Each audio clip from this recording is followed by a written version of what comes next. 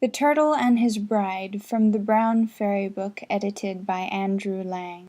There was once a turtle who lived among a great many people of different kinds, in a large camp near a big river, which was borne right up amongst the snows and flowed straight away south till it reached a sea where the water was always hot.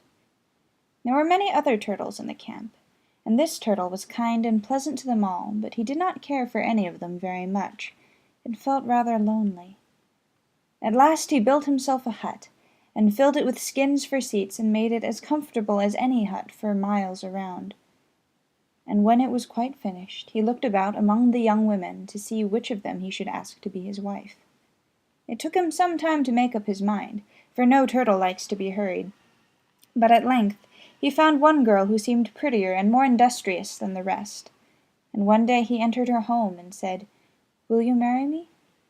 The young woman was so surprised at this question that she dropped the beaded slipper she was making and stared at the turtle. She felt inclined to laugh, the idea was so absurd. But she was kind-hearted and polite, so she looked as grave as she could and answered, "But how are you going to provide for a family? Why, when the camp moves, you will not even be able to keep up with the rest." "I can keep up with the best of them," replied the turtle, tossing his head.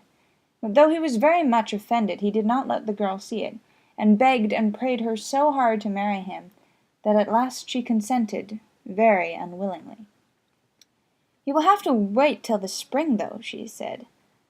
"I must make a great many slippers and dresses for myself, as I shall not have much time afterwards."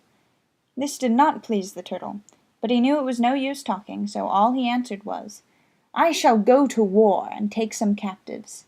I shall be away several months, and when I return I expect you to be ready to marry me." So he went back to his hut, and at once set about his preparations. The first thing he did was to call all his relations together and ask them if they would come with him, and make war on the people of neighboring villages. The turtles, who were tired of doing nothing, agreed at once, and the next day the whole tribe left the camp. The girl was standing at the door of her hut as they passed, and laughed out loud, they moved so slowly. Her lover, who was marching at the head, grew very angry at this, and cried out, "In 4 days from now you will be weeping instead of laughing, because there will be hundreds of miles between you and me." "In 4 days," replied the girl, who had only promised to marry him in order to get rid of him.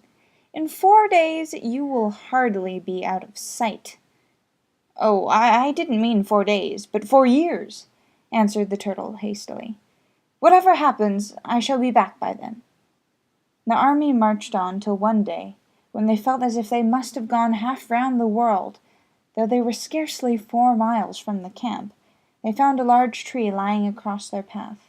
They looked at it with dismay, and the oldest among them put their heads together to see what was to be done. "Can't we manage to get past by the top?" asked one.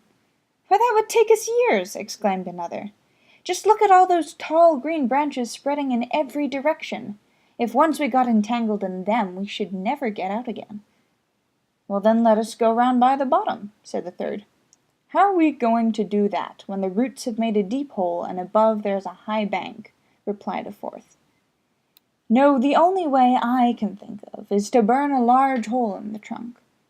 And this they did, but the trunk was very thick, and would not burn through. "It's no use, we must give it up," they agreed at last. "After all, nobody ever need know. We've been away for such a long time that we might easily have had all sorts of adventures." And so the whole company turned homewards again. They took even longer to go back than they had to come, for they were tired and footsore with their journey. When they drew near the camp, they plucked up their courage and began to sing a war song. At this the villagers came flocking to see what spoils the turtles had won, but as they approached, each turtle seized someone by the wrist, exclaiming, "You are our spoils! You are our prisoners!" "Now that I've got you, I will keep you," said the leader, who happened to seize his betrothed. Everybody was naturally very angry at this behavior, and the girl most of all, and in her secret heart she determined to have her revenge. But just at present the turtles were too strong, so the prisoners had to put on their smartest slippers and their brightest clothes, and dance a war dance while the turtles sang. They danced so long that it seemed as if they would never stop, till the turtle who was leading the singing suddenly broke into a loud chant. "Whoever comes here will die, will die!" At this all the dancers grew so frightened that they burst through the ring of their captors and ran back to the village, the turtles following very slowly. On the way, the chief turtle met a man who said to him, "That woman who was going to have been your wife married another man." "Is that true?" said the turtle. "Then I must see him." But as soon as the villager was out of sight, the turtle stopped, and taking a bundle containing fringes and ornaments from his back, he hung them around him, so that they rattled as he walked. When he was quite close to the hut where the woman lived, he cried out, "Here I am to claim the woman who promised to be my wife." "Oh, here's the turtle," whispered the husband hurriedly. "What is to be done now?" "Leave that to me. I will manage him," replied the wife, and at that moment the turtle came in and seized her by the wrist. "Come with me," he said sternly. "You broke your promise," answered she. "You said you would be back soon, and it's been more than a year since you went. How was I to know that you were alive?" At her words the husband took courage and spoke hastily. "Yes, you promised you'd go to war and bring back some prisoners, and you have not done it." "I did go and made many prisoners," retorted the turtle angrily, drawing out his knife. "Look here. If she won't be my wife, then she shan't be yours. I will cut her in two, and you shall have one half and I the other." "But half a woman is no use to me," answered the man. "If you want her so much, you'd better take her." And the turtle, followed by his relations, carried her off to his own hut.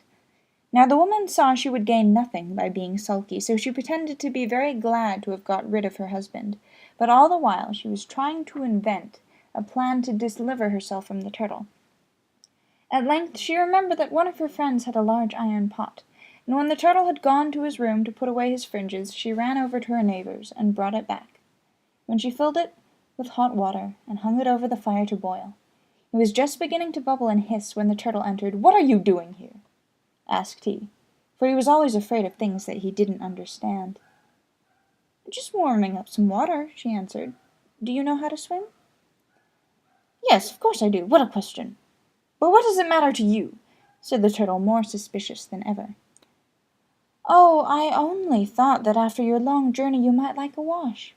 The roads are so muddy after the winter's rains. I could rub your shell for you till it was bright and shining again." "Well, I am rather muddy. If one is fighting, one cannot stop to pick one's way.